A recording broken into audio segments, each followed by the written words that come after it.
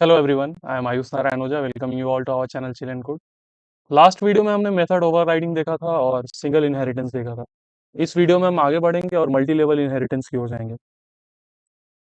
जैसे कि हम यहाँ देख सकते हैं, मैंने यहाँ एक क्लास बना लिया है एनिमल।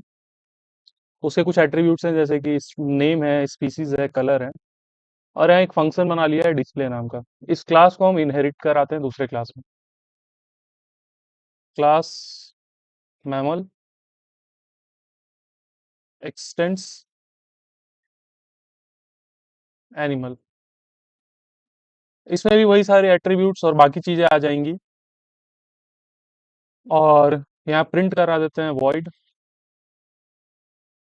डिस्प्ले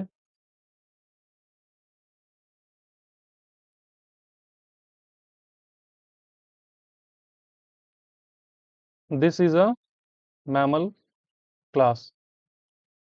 मैमल्स के एट्रीब्यूट्स क्या होते हैं? They can feed their children with breast milk, और they can give birth directly to young once.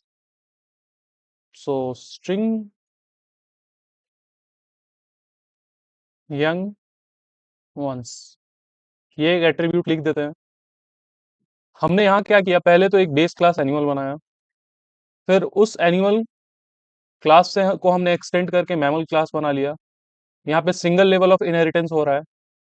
फिर एक और नीचे जाएंगे और class dog x tends mammal.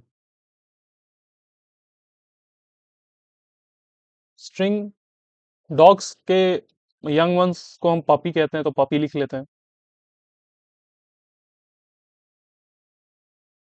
Void display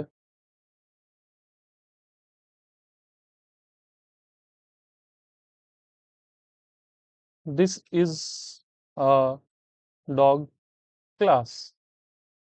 इस तरह से हमने बेस क्लास से दूसरे क्लास को इनहेरिट किया, ये मैमल क्लास। फिर इस मैमल क्लास से हमने इस डॉग क्लास को इनहेरिट किया। तो इससे क्या हो रहा है कि जैसे ये मान लेते हैं हमारा बेस क्लास है, ये हो गया मैमल, फिर ये हो गया dog class. Level by level हम सारे एट्रीब्यूट्स को, फंक्शंस को इनहेरिट करते जा रहे हैं।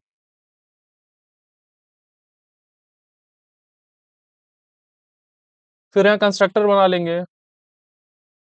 Dog Sheru is equal to new dog.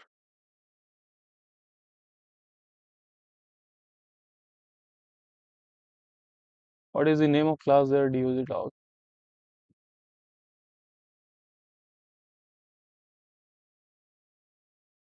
हम यहाँ कंस्ट्रक्टर कॉल कर लेते हैं न्यू डॉग।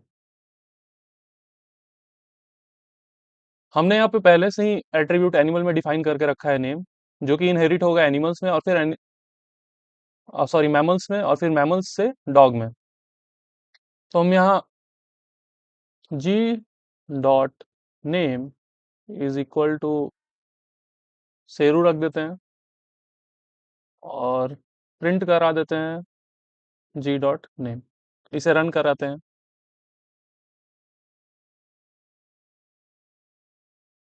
प्रिंट हो गया।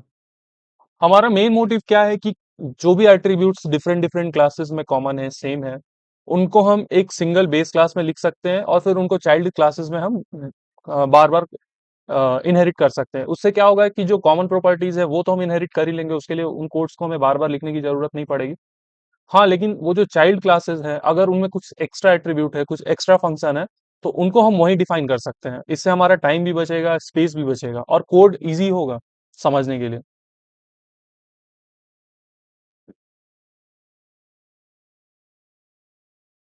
जैसे कि हमने इससे पहले वाली वीडियो में सिंगल इनहेरिटेंस देखा था, जहां पे हमने ओवरराइडिंग का कॉन्सेप्ट भी देखा था। तो सिंगल इनहेरिटेंस में हम क्या कर रहे थे कि एक बेस क्लास बना रहे थे और उससे एक चाइल्ड क्लास को डेराइव कर रहे थे। अभी हमने देखा मल्टी लेवल। इसमें हम क्या करते हैं, एक बेस क्लास बनाते हैं, बेस क्लास से एक चाइल्ड क्लास बनाते हैं, फिर इस चाइल्ड क्लास से एक और चाइल्ड क्लास। इसमें क्या होता है इस बेस क्लास की जो कॉमन प्रॉपर्टीज हैं वो यहाँ भी कॉल हो जाती हैं या इनहेरिट हो जाती हैं और यहाँ भी इनहेरिट हो जाती हैं। डिफरेंस ये है, जैसे मान लेते हैं ये कोई पेरेंट है या ग्रैंडफादर मान लेते हैं, ये फादर मान लेते हैं और इसको चाइल्ड मान लेते हैं। हम अपनी फैमिली में ही देखते हैं कि जो बेसिक जो प्रॉपर्टीज है वो तो हमारे फादर को भी मिली और हमें भी मिली, जैसे कि नाम, टाइटल, होम एड्रेस, बाकी चीजें। लेकिन हमारे फादर की कुछ अपनी अलग एट्रीब्यूट्स थी, जैसे वो किस प्रोफेशन में है, वो क्या काम करते हैं, किस तरीके से करते हैं। फिर ये जो चाइल्ड क्लास मतलब हम, जैसे कि हम स्टूडेंट हैं या फिर कोई अलग प्रोफेशन है हमारा हमारे फादर से, बाकी जो चीजें हमें बेस क्लास से मिली वो तो है ही, लेकिन हमारा जो अपना अलग से जो एट्रीब्यूट्स है, फंक्शंस है, वो भी हम लिख सकते हैं। इस तरह से जो कॉमन चीजें हैं उसमें बार बार हमें टाइम वेस्ट नहीं करना पड़ेगा, स्पेस वेस्ट नहीं करना पड़ेगा, कोड रिडंडेंसी कम होगी। इस तरह से मल्टी लेवल इनहेरिटेंस काम करती है।